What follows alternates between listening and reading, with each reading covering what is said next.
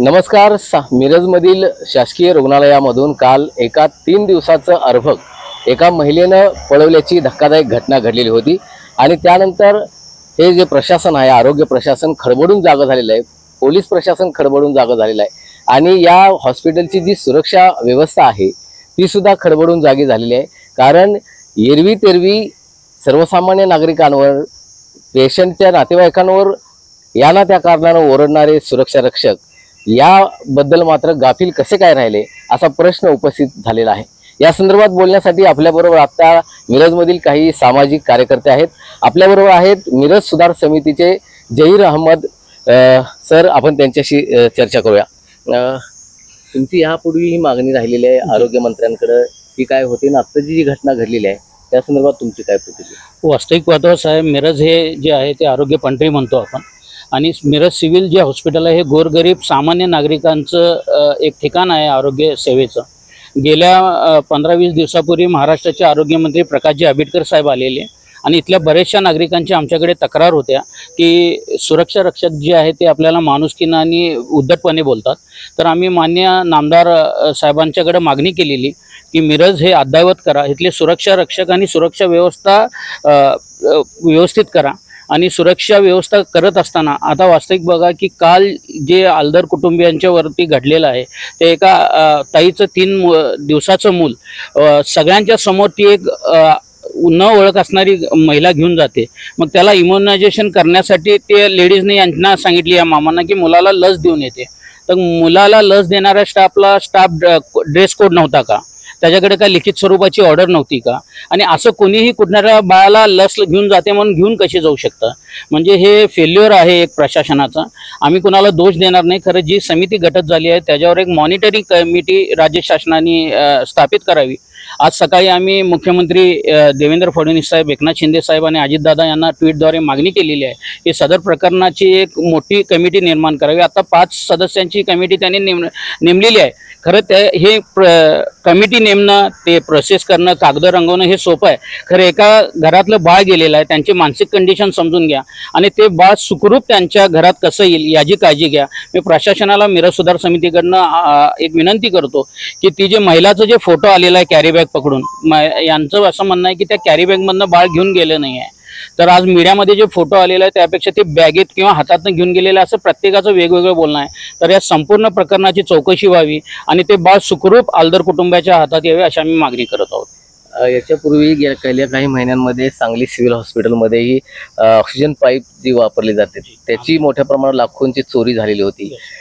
ते प्रकरणही सुरक्षा रक्षकांनी त्यावेळी दुर्लक्ष केल्यामुळेच झालेलं आहे। सिव्हिल हॉस्पिटल सारख्या एवढ्या गजबजलेल्या ठिकाणी लाखो रुपयांची चोरी होते आणि आज कालचं जे प्रकरण बघता मिरज सिव्हिलचं, एक बाळ नवजात 3 दिवसाचं बाळ चोरून नेलं। सुरक्षा जे व्यवस्था आहे ती डबघाईला आलेली किंवा खिळखिळी आहे का? वास्तविक पाहतो सिव्हिलची जी सुरक्षा व्यवस्था आहे ते महाराष्ट्र पोलीस बल म्हणजे 26/11 नंतर तत्कालीन सरकारने जे निर्णय घेतलेला आहे की पोलीस बल आपल्याला कमी पडत असताना एक महामंडळ स्थापन करून त्यातनं हे सुरक्षा रक्षक घेतलेलं आहे। कारण हे जे बंधू आपले सुरक्षा रक्षक करत आहेत त्यांना मानसिक काउन्सिलिंगची गरज आहे असं मला वाटतं। कारण ते एकतर लोकांशी व्यवस्थित बोलत नाहीत, दुसरी गोष्ट सुरक्षा व्यवस्थेचं जे काम आहे म्हणजे फक्त पास पकडून लोकांना हकलणं हे तुमचं काम नाही आहे, तर सुरक्षा रक्षकाचं काम आहे की ते बाळ जे वृद्ध इथं येतात किंवा कुठले इन्स्ट्रुमेंट आहेत, कुठले गॅस पाईप आहेत, हे सगळं बघणं त्याचं काम आहे। तर महाराष्ट्र शासनाने आणि विशेष करून गृह विभागाने या जे महाराष्ट्र पोलीस बल आणि जे सुरक्षा रक्षक आहेत त्याची पूर्णपणे ऑपरेशन करणं गरजेचं आहे आणि एक त्याला सिस्टमॅटिक त्याला एक वळण लावणं गरजेचं आहे आणि ते व्यवस्थित आपल्या कामामध्ये तत्पर राहावं याचे मॉनिटरिंग करणं गरजेचं आहे। या निमित्ताने या शासकीय रुग्णालयामध्ये जी सुरक्षा व्यवस्था आहे त्या सुरक्षा व्यवस्थेचं व्यवस्थित मॉनिटरिंग करणं गरजेचं आहे असं आता मिरज सुधार समितीच्या कार्यकर्त्यांनी सांगितलेलं आहे. आपल्याबरोबर आता युवा नेते सागर फनखंडे आहेत, आपण त्यांच्याशी बोलूया. नक्की हा प्रकार बघता तर मिरज सारखं जे हब आहे, आरोग्य हब म्हणतात, मेडिकल हब, अशा एका ठिकाणी आणि सरकारी आस्थापनेच्या ठिकाणी अशी घटना घडते, तर युवा नेता म्हणून मिरजचे काय तुम्ही? नक्कीच जे आपल्या मिरज शासकीय रुग्णालयामध्ये जी घटना घडली आहे, वास्तविक पाहता आपलं मिरज हे वैद्यकीय क्षेत्रामध्ये नावलौकिक केलेलं शहर आहे. आणि जी आज ही परवा दिवशी ही लहान बाळासंदर्भात ही जी घटना घडली आहे ती अतिशय दुर्दैवी आहे, निंदनीय आहे. पण जर आपण इथं वस्तुस्थिती पाहिली तर ज्या महिलेने हे कृत्य केलंय ती महिला गेली 2 ते 3 दिवस ह्या परिवाराबरोबर बोलून चालून ओळख निर्माण करून होती. तसंच जे इथला स्टाफ आहे त्यांच्यावर बोलून होती, सुरक्षा कर्मचारी आहेत त्यांच्यावर बोलून चालून, त्यामुळे बघण्यात असल्यामुळे त्या नजरेनं कोण त्या महिलेकडे बघितलेलं नाही आहे. व दुसरी गोष्ट अशी झाली की जिनं त्यावेळेला तिनं बाळाला घेऊन जाताना, चोरी करताना बाळाची, त्यावेळी तिनं लस घेऊन आणते म्हणून तिला बाहेर घेऊन जाण्यात आलं. पण बाहेर घेऊन जाताना त्या फॉर्मवरती लसचा रिमार्क डॉक्टर साहेबांनी मारलेला आहे का हे चेक करणं तितकंच गरजेचं होतं. आणि सुरक्षा कर्मचाऱ्यांचं म्हटलं तर बाळाची फैल हातात असल्यामुळं सुरक्षा कर्मचाऱ्यांना काय आई बाळाची कोण आहे एवढं माहीत नसतं, तर फैल हातात असल्यामुळं त्यांनी तिला बाहेर जाऊ दिलेलं आहे. आणि खरा मुद्दा तर असा येतो की बाळ चोरण्याचा उद्देश काय होता, कारण की आपण आता बऱ्याच घटना अशा बघतोय की लहान बाळासंदर्भात बऱ्याच चुकीच्या घटना घडतायत. तर हे पर्पज काय होता या चोरी पाठीमागचा हे निदर्शनास येणं खूप गरजेचं आहे. त्याच्या पुढे अजून कुठलं मोठं षडयंत्र त्या पाठीमागं आहे का, ह्यांचं मोठं रॅकेट आहे का हे पण बघणं गरजेचं आहे. तसंच आज जर तुम्ही बघितलं की पोलीस यंत्रणा खूप तत्परतेनं काम करते, सिव्हिल हॉस्पिटलचं प्रशासन पण खूप चांगलं काम करते आणि आपल्या मिरज सिव्हिलमध्ये खरंच खूप चांगले उपचार होतात. त्यामुळेच सोलापूरवरनं सांगोलीवरनं लोक इथं उपचारासाठी येतात.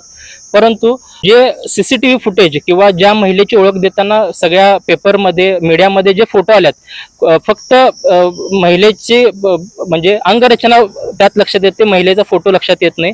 त्यामुळे वॉर्डाच्या बाहेर जे CCTV वगैरे असतील त्याची क्वालिटी सुधारण्याची गरज आहे. तिथं तसे जर फोटो पूर्ण आपल्या ह्या सांगली कोल्हापुरात त्या महिला अंकलीमध्ये गेलेल्या आहेत, तर ती कोल्हापूर जयसिंगपूर साईडचे असतील तर तिकडे वगैरे ते प्रसिद्ध केलं तर नागरिकांच्या सभागातून त्यांना पकडणं लवकर होईल व ह्या कुटुंबियाला त्यांचं बाळ परत मिळायला मदत होईल अशी आमची अपेक्षा आहे. आणि बाकीच्या सगळ्या गोष्टीमध्ये वैद्यकीय क्षेत्रामध्ये आणि वैद्यकीय उपचारामध्ये सिव्हिल प्रशासन चांगलं आहे, पण आउटसोर्सेस ज्या इथं एजन्सी काम करतात त्यांनी इथं म्हणजे लक्ष देणं गरजेचं आहे.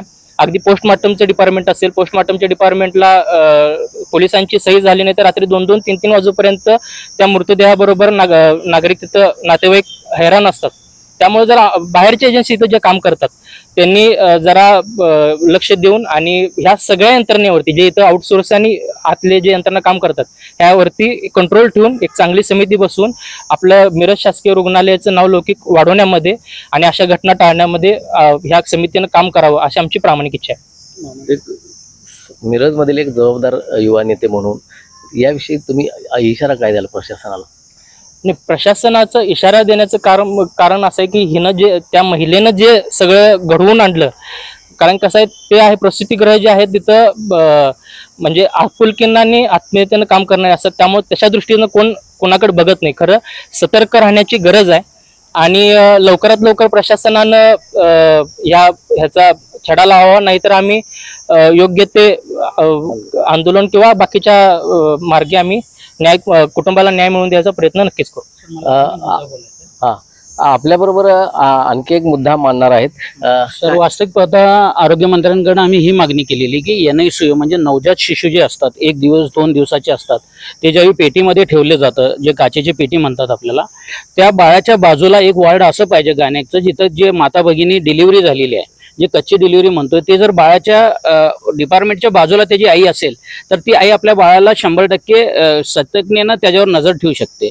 तर ही जर शिस्त लागली असेल त्यावेळी इथले जे अधिकारी आहेत त्यांनी म्हटले की NICUच्या बाजूला आमची त्वरित मागणी मान्य करून NICUच्या बाजूला गायनेक वॉर्ड म्हणजे जे प्रसूती झालेली महिला आहे त्याला कॉट याची व्यवस्था करतो, असं जर कदाचित झालं असतं, यांचे नातेवाईक किंवा जर त्याची माता तिथे असती तर ती कॉन्शियसली त्या बाळाच्या मागे राहिली असती किंवा नातेवाईकांना पाठवली असती की माझं बाळ कुठं चाललंय बघा, असं हातात भ्रमनिर्वासून केली नसती. तर NICUच्या बाजूला मातेचं डिपार्टमेंट असणं हे सुद्धा गरजेचं आहे सर. आपल्याबरोबर आता जी प्रसूत झालेली महिला आहे तिचे सासरे आहेत, गेल्या वडील आहेत, आजोबा आहेत तिचे, गेले 3 दिवसांपासून ते तिच्या बरोबर आहेत. आपण नक्की घटना काय घडली, कशी घडली या संदर्भात त्यांच्याशी बोलूया. मामा, तुमचं नाव सांगा, गाव कुठलं? आणि माझं नाव तुकाराम तायप्पा गोरडे, राहणार डिकसळ, तालुका सांगोला, जिल्हा सोलापूर. मी आदल्या दिवशी सांगोला माझ्या पोरीला सोनोग्राफी करून आलो. त्यावेळी तिने डॉक्टरने सांगितलं तुमच्या मुलीचे दिवस संपलेत आणि तुम्ही पडदिशी मुलगी घेऊन जावा. गुरुवारी सकाळपारी मी 11-12 वाजता बसलो. आम्ही 11-12 वाजता इथं आलो. 12 वाजता इथं आल्यानंतर तिने ट्रीटमेंट घेऊन सगळं हे करून 3 वाजता माझ्या मुलीचं ऑपरेशन झालं, शिजर झालं. इकडं तिकडं आम्हाला ती खाट दिली, ही केली. नंतर आम्ही त्या मुलीच्या बाजूला राहायला लागलो. तेवढ्यात 4-4:30च्या दरम्यान एक मुलगी आली. ती मुलगी आली, आमची चौकशी तिनं केली. म्हणली मामा तुम्ही कुण्या गावचं काय आहे? तर आम्ही म्हणलं डिस्कळ पाऱ्याचं आहे, सांगोल तालुक्याचं आहे. तुमचं काय आहे? तर आमच्या मुलीचं म्हणलं ही झाले, शिजर झाले आणि काय झालं तर मुलगा झाला. बरं ठीक आहे म्हणलं. मग आम्हाला बी चौकशी करणं बाग आहे. आम्ही म्हणलं बाळ म्हणलं तुझं काय आहे?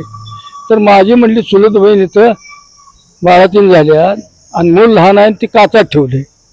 बर बर बर म्हणलं राहता कुठं तुम्ही?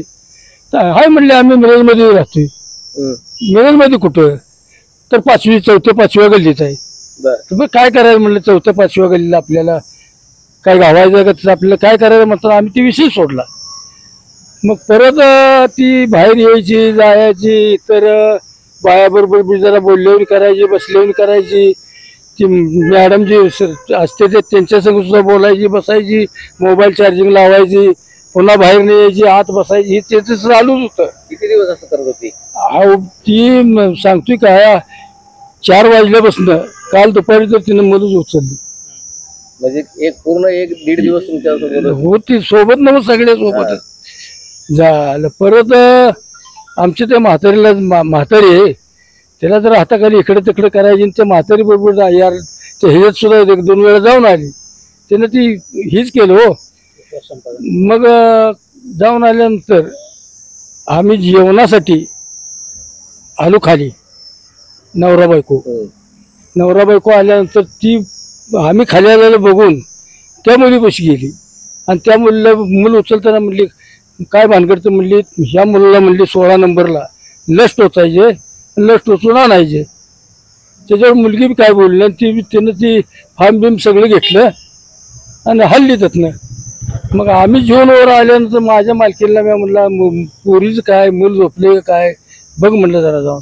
तर गेलं मालकीन गेलं. मालकीन म्हणली मूल, तर मूल म्हणली त्या मावशीने नेलं. म्हणली कुठं नेलं? म्हणली ती 16 नंबरला लस द्यायला. बर मला जरा शंका आली. मी 16 नंबरला गेलो खाली, धडाधड गेलो खाली. तर तिथं काही दिसेल नाही. आईला म्हणलं यांचा नंबर चुकला असेल म्हणून मी दुसरीकडे जरा चौकशी केली. तर दुसऱ्या पण बाया बसल्या होत्या. त्या बायातनं बघत गेलो तर ही बाई कुठं दिसली नाही, मूल बी दिसली नाही. मग मी पळत आलो. म्हटलं नाही मूल बी नाही, ते 16 नंबरला बाई बी नाही. मग ते मॅडम हे सगळे हाडबोडून पुन्हा हे चालूच झालो. हे असली भानगड झाली. खरं तर मिरज सिव्हिल हॉस्पिटलचा या निमित्तानं जी सुरक्षा व्यवस्था आहे ती चव्हाट्यावर आलेली आहे. या निमित्तानं जे नातेवाईक आहेत त्यांची अशी मागणी आहे की लवकरात लवकर आमचं मूल आम्हाला मिळालं पाहिजे, याची चौकशी झाली पाहिजे. त्या महिलेला तिची अटक करून तिच्यावर कडक कारवाई झाली पाहिजे. त्याचबरोबर मिरज सिव्हिलमध्ये ज्या काही बाहेरच्या ज्या काही संस्था आहेत, एजन्सीज आहेत, त्यांच्यामार्फत जे काही काम केलं जात आहे त्याच्यावर व्यवस्थितपणे मॉनिटरिंग झालं पाहिजे. त्यांच्यावर वचक बसला पाहिजे प्रशासनाचा. अशा तऱ्हेनं या प्रशासनानं भूमिका घेणं गरजेचं आहे, अशा तऱ्हेची भावना या निमित्तानं व्यक्त करण्यात आली आहे. मोहन राजमाने, नवराष्ट्र न्यूज, सांगली.